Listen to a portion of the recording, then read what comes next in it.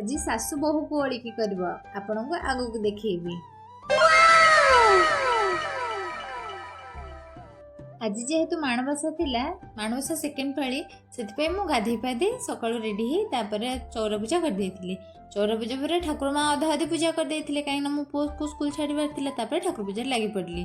तापर माँ आसी एठी बसी पिठा करचंती।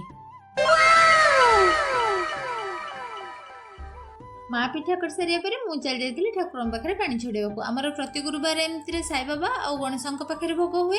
जेहेतु ये माणबसा गुरुवार थिला एटा गोटे लक्ष्मी माँ भी भोग थिला। पूजा कर सारिया पर तापर आम चल जाइथिलु बोहू माननकु ओलिकी करियाकु देखि। एई त आम बोहू।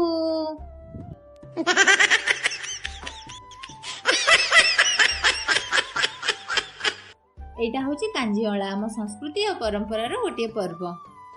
ए दिन सुखुआ को बोहू करी पूजा करा जाए। एछि मो पुओ कुकुर को खाया को न दिया हला बोली एठी त आम जेजमां सहित कली करूची। आज दिन मोर एमती कटि जाइथिला। आपण दिन केमती कटिला कमेंट माध्यम रे जणाइबे। Please like share and subscribe. जदि फेसबुक रे देखुथांती प्लीज फॉलो करबा को भूलिबेनी।